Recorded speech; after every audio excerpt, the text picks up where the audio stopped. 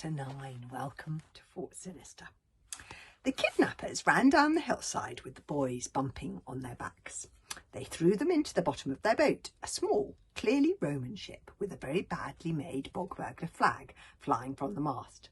The kidnappers set sail in the opposite direction to the land of the bog burglars. "Where are we going?" moaned Fishlegs. "My guess is next stop, Fort Sinister," replied Hiccup. "Your witty friend, she is right," sneered the first kidnapper, removing his false beard. "You are having the honour to be kidnapped by the glorious Emperor of Rome, and we is taking you to the noble fortress of Sinister." "Yippee," said Fishlegs gloomily. "You can be shutting up now," said the first kidnapper, and the boys shut up. The wind was very strong.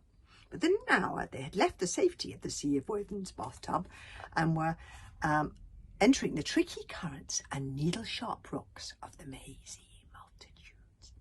This was a bewildering muddle of thousands of small islands, some miles south of the Isle of Berg, many with gigantic sea cliffs. Its eerie atmosphere led most Vikings to believe it was haunted.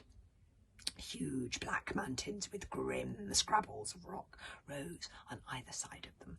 The greasy sea swirled underneath, with every now and then a pointy rock appearing out of nowhere in the mist, so that the second kidnapper had to steer the boat swiftly clear of it. The closer they got to the Roman headquarters, the less wildlife there was around them.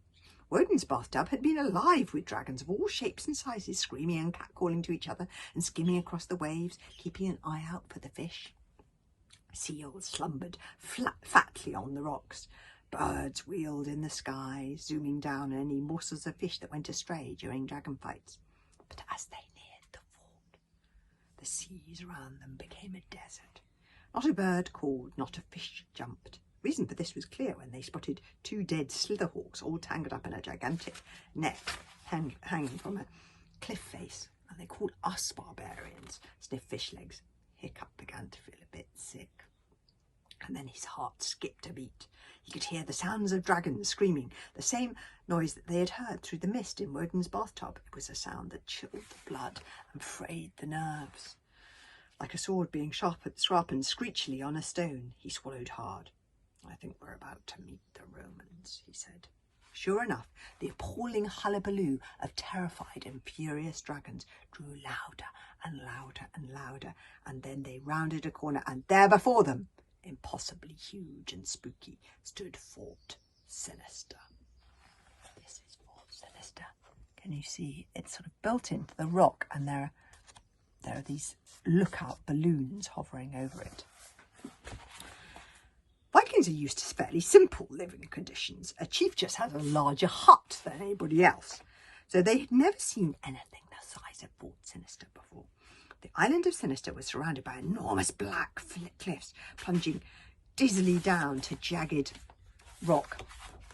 On top of those cliffs, the Romans had built the biggest fort you could possibly imagine, covering the entire island. The wind shrieked through its awful towers and great grim cages. The sea seeped through its iron gates and into its terrible dungeons. It was a fort as dark and bleak as the rocks it was made out of. In the middle was the consul's palace, a gorgeous villa built around a central courtyard with an ornamental fountain. Next to the palace was an enormous wooden amphitheatre, and beyond that was the soldiers' barracks. Countless numbers of dragons were being held in 50 enormous iron cages. That's awful. With no shelter from the wild wind and bitter cold of the inner aisles. No wonder they were screaming.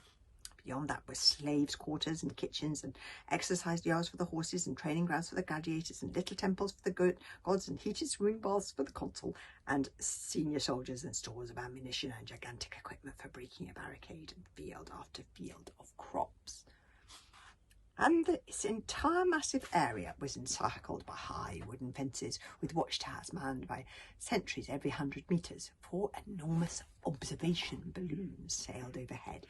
These balloons were powered by the flaming breath of a dragon kept in a cage just above the basket, and they were manned with more sentries, keeping a sharp eye out for escapees or invaders. "Wow," breathed Fishlegs at last. "No wonder the Romans have conquered most of the world. It's just amazing they haven't conquered us." Yes, said Cricket grimly, and what I'm wondering about is how on earth we're going to get out of here. The kidnappers sailed right up to the wooden entrance gates. They were in themselves impossibly huge, doors larger than some of the sea cliffs on Burke.